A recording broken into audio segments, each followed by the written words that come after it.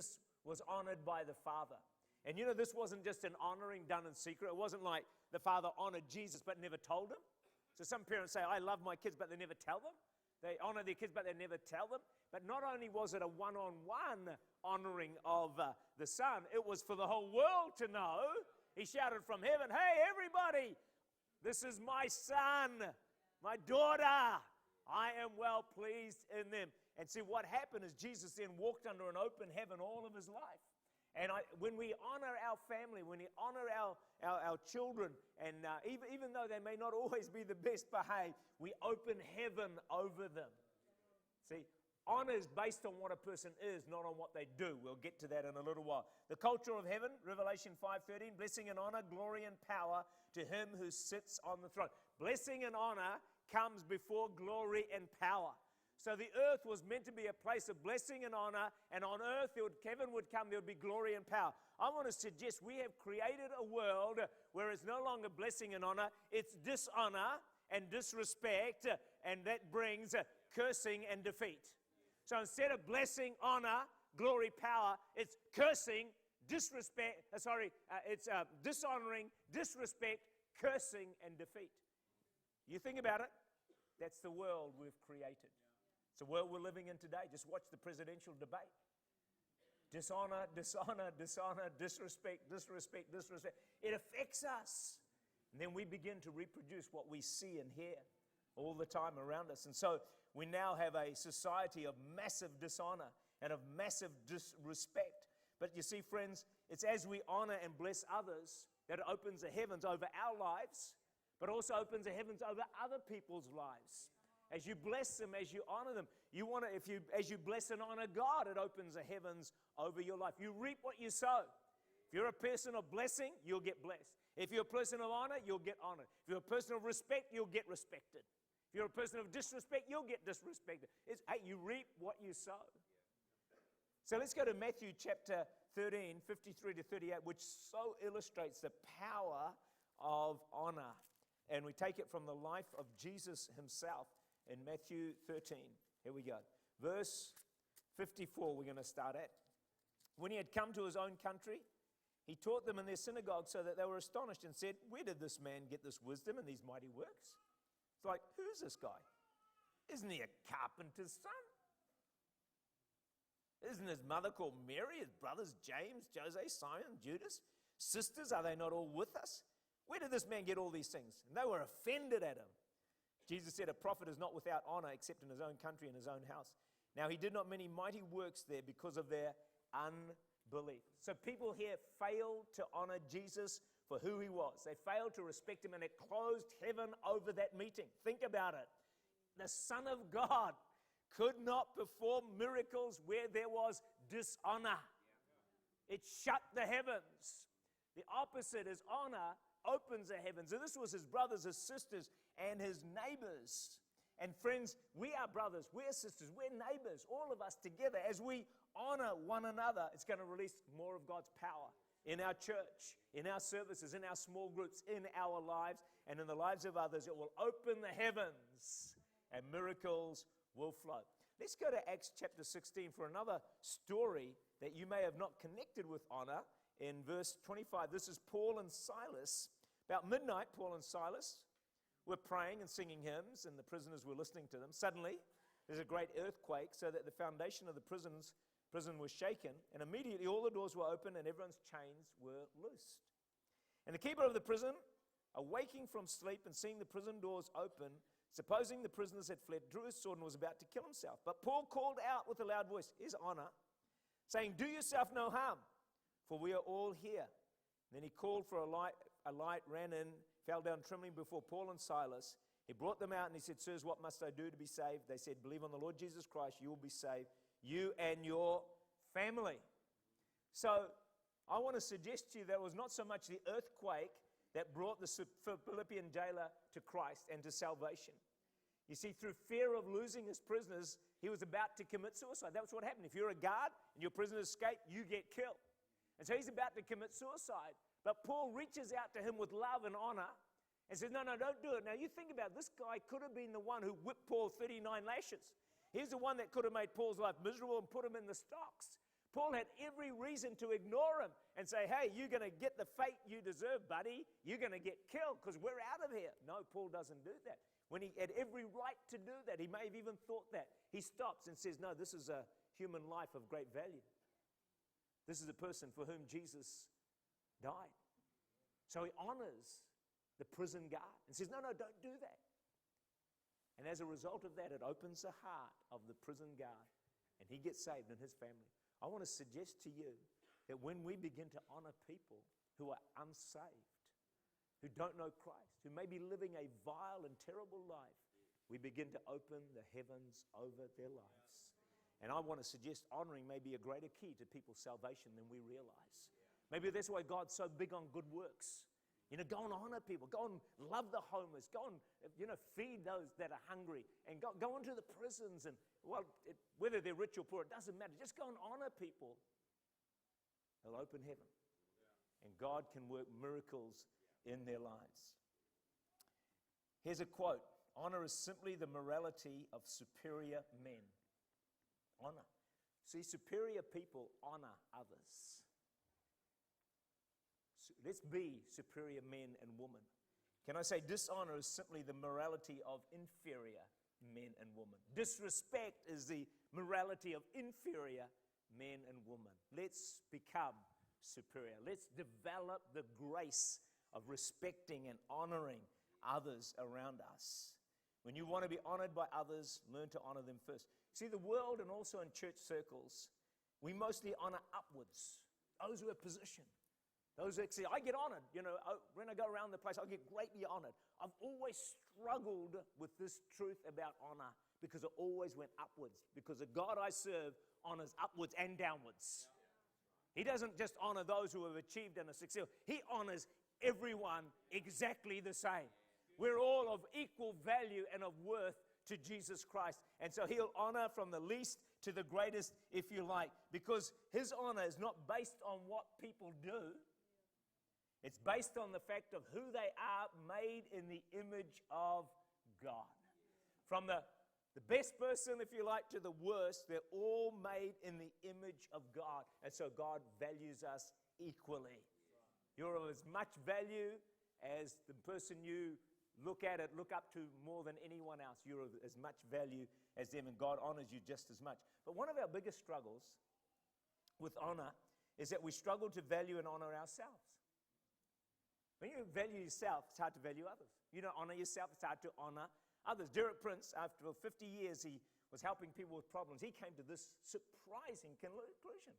His conclusion was this: our basic problem is we don't realize how valuable we are. So to honor ourselves and to honor others, we have to realize how valuable everyone is. And what we value, we carefully look after. Is that not true? So you go and you buy a new car, or it might be secondhand, but it's still new in your eyes. You're going to look after that baby. You're going to polish it. You're going to wash it. You may even vacuum it from time to time. You even may put that black paint around the wheels. And, if you're driving around, you're doing a UE, maybe where you shouldn't be doing a U-turn, but you're doing it anyway. And you can see that your car wheels are going to hit the curb, so you stop and you back up because you've got this new car. 2 years later, you see the curb and you think no one's around. You just go straight over it. Who cares? The car's no longer old. You're not valuing the car, so you don't respect it. It's the same, isn't it, with our own families and our children? Because they're of great value to us, we protect them and we watch over and we look after them. We can say negative things about our kids and grandkids, but woe betide anyone else says something bad about them. They'll be in serious trouble, even if they're the biggest rat bags around. And so, you don't ever want to say something negative about my daughter or wife or son-in-law or my grandchildren. I don't care if they're the naughtiest kids in the church. You don't go there. I'm warning you now. I value them, you see. And isn't it amazing? The more you value, the more you overlook. Someone else's kids, naughty brats. Your kid do the same thing. Oh, so cute.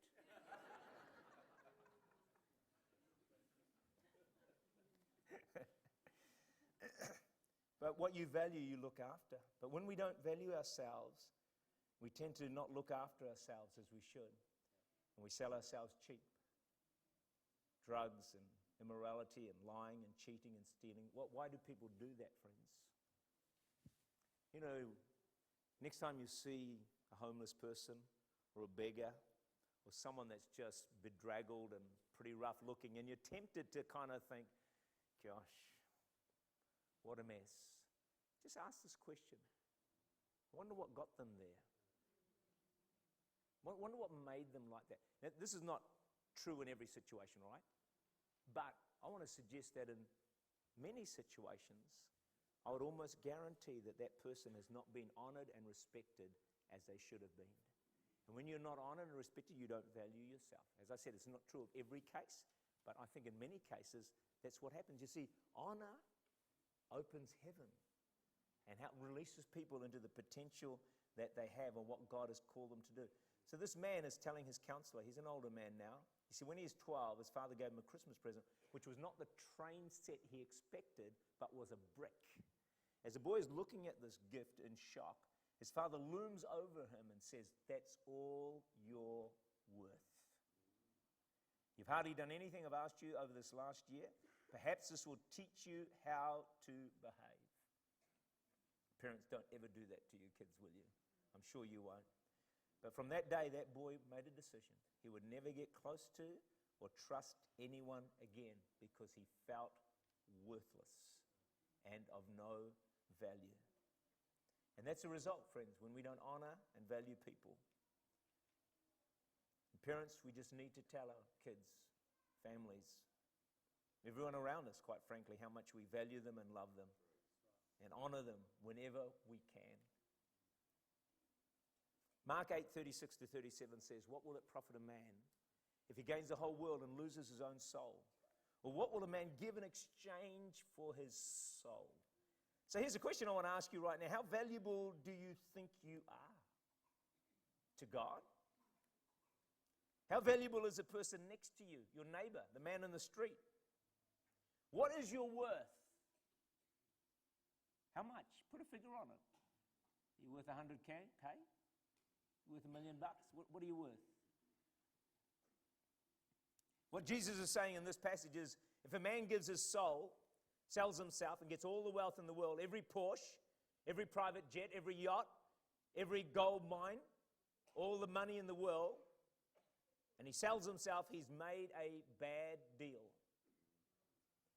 The gross world product is approximately $74 trillion. And Jesus said, if a man gives himself in exchange for $74 trillion, he's made a bad deal because he's worth a whole lot more than that. So I want you to tell the person next to you, you are worth more than $74 trillion. Nice and loud so they can hear it. Isn't that amazing? Isn't that amazing? You are so valuable. So the next time someone offers you few dollars, you just reject it.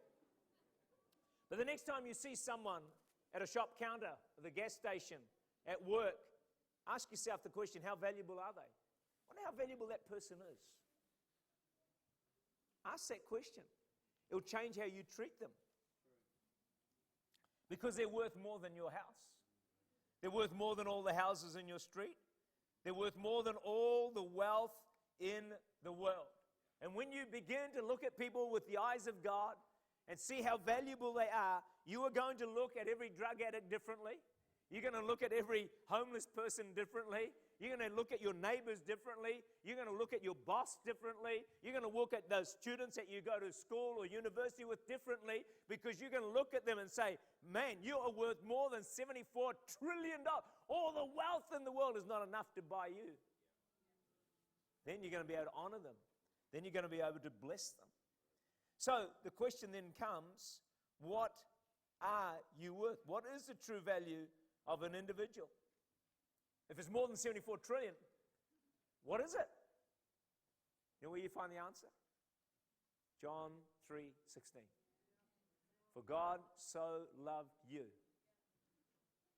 that he sent his only Son, that whoever believes in him would not perish, but have everlasting life. Jesus gave his life, gave himself to buy you back. He was the purchase price of your salvation.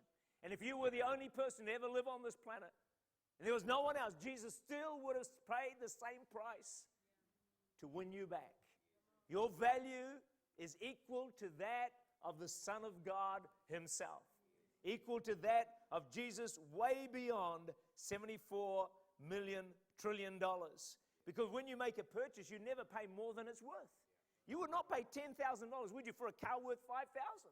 So God's not going to pay more for you than you're worth.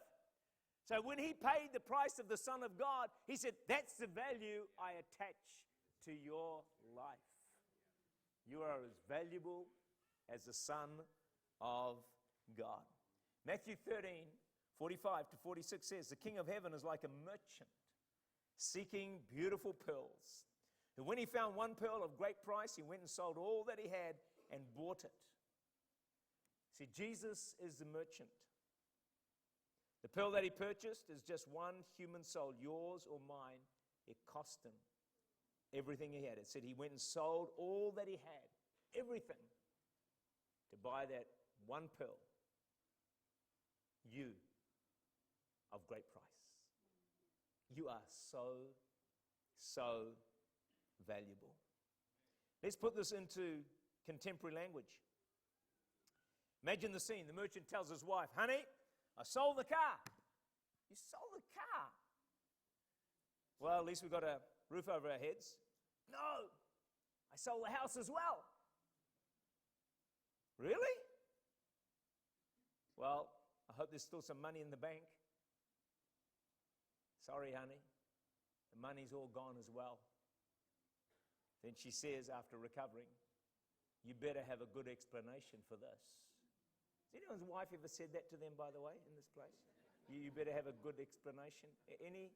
No, you're all so godly, man.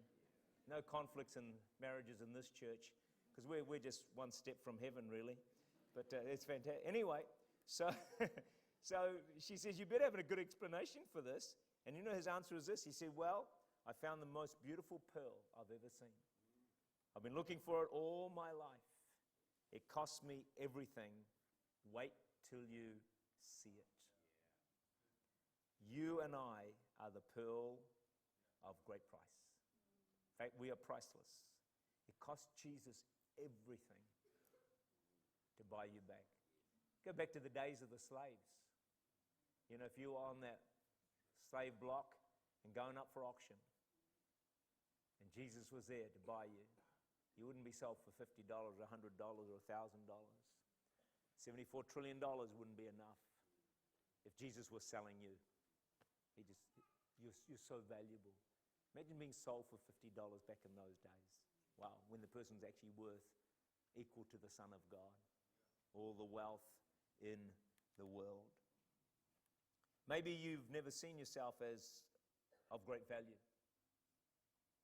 Maybe you look at yourself, you poor self-esteem. Look back on a life of pain and rejection, hurt, disappointment, unhappy childhood, a marriage that didn't work, career that never happened, years wasted in sin. Your past and your future convey the same message: failure, of no real value or worth. But friends, it's simply not true. Despite all your history, despite all your background, despite everything that's happened to you, Jesus valued and honored you so much, he gave everything to get you back to himself. You are the pearl of great price. As we realize how valuable every person is, it's going to be a lot easier to honor everyone. So I want you, in a big, loud voice, tell the person next to you, I am of immense value. Nice and loud, come on.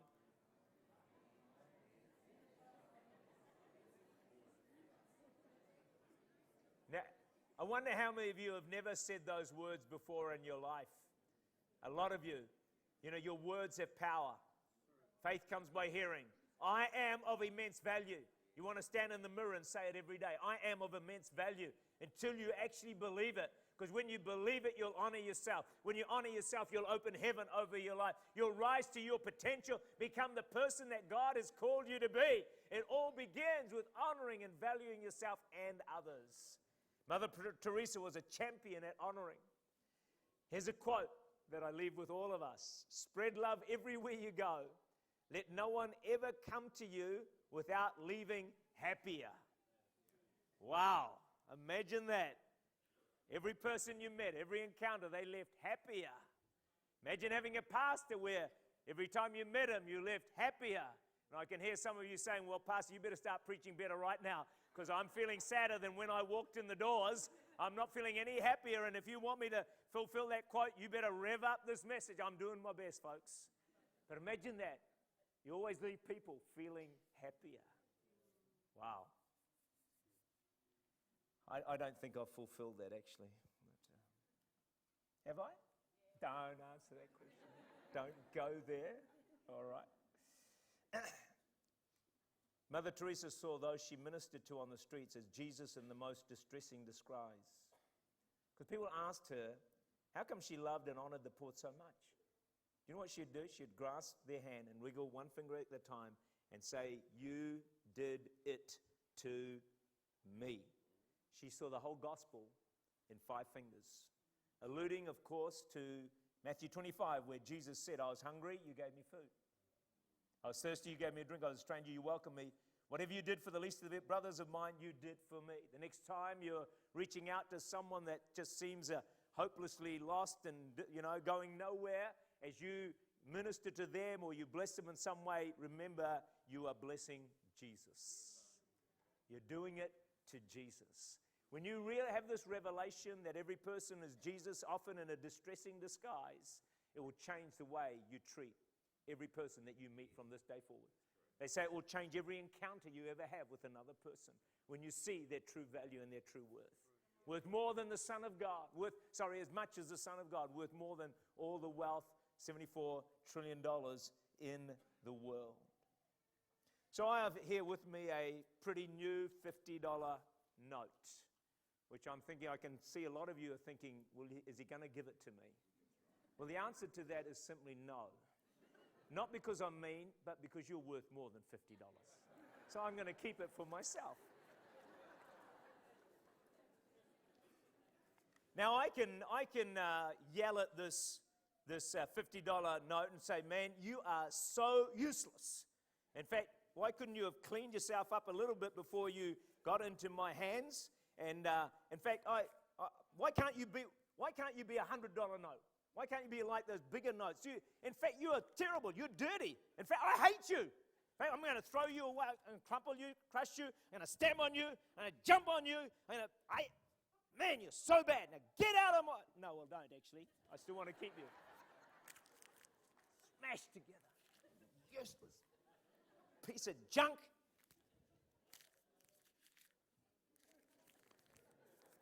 Here's a question. What's it worth? Same.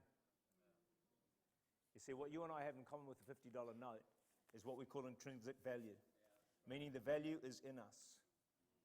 It doesn't matter what happens to us, it will always be in us, our value. It never changes. You may have been yelled at, abused, bullied, walked over, downtrodden, criticized, made to feel worthless, treated with great disrespect and great dishonor, had a terrible upbringing and life. But does that make you any less valuable? The answer is no, no, no, no, 1,000 million times no. It doesn't matter what's happened to you. It doesn't matter what's been done to you. It doesn't matter how you've been treated. It doesn't matter if you've been bullied. It doesn't matter if you've been run down. It doesn't matter if you've been treated as worthless and treated as trash and maybe even told that they wish you had not been born and you're a waste of space on the planet. It does not matter what has been done to you. Your value will never change. You are worth more than all the wealth in the world. Your value is equal to that of the Son of God. Don't let anyone ever devalue you again. At least don't receive it from them. Don't accept it from them. Regardless of what they say, you turn it around and you say, no, I am of immense value. I'm worth as much as anyone on this planet. If you find a pearl, say you walk out of here and the car park and you suddenly find this huge pearl, biggest pearl you've ever seen, probably worth $50 million. If you find it, give it to me, please. But imagine it's covered in dirt and grime and sort of chipped a bit. What are you going to do? Oh, no. You keep it. Why? Regardless of what it looks like, the value's inside it. It's still worth a whole bulk of money. It's important, friends, that we value every single person and treat them with the greatest respect. As we honor people, it's going to help them reach their potential. James 2:2-4 says this: "If there should come into your assembly, your church, a man with gold rings and fine apparel, and there should also come in a poor man in filthy clothes, and you pay attention to the one wearing the fine clothes and say to him, 'You sit here in this good place,' and say to the poor man, 'You stand there or sit there here at my footstool,' have you not shown partiality among yourselves and become judges with evil thoughts?" That is a very challenging passage of Scripture for all of us. And you know, the wonder of this God that you and I serve, this wonderful Jesus, is that He treats everyone the same. He values everyone the same. So a person who drives up here in a Porsche and a three-piece suit and jewels all over him, and then someone else comes in with shorts and jandals and ripped shirt. As they walked in here, Jesus would treat them exactly the same. Exactly the same. Why? Because it's not what they look like. It's who they are on the inside. Made in the image of God. And I think that's all Jesus sees. I think that's all God sees when He looks down on the earth and He looks at every person on the earth. When He looks at those ISIS fighters, made in the image of God. Every one of them. Every person on the planet. He is an amazing God. Rich or poor, black or white, educated, uneducated, attractive, unattractive, professional, a laborer. With God, it actually makes no difference. We're all equal, of the equal value, and you are of infinite value and worth.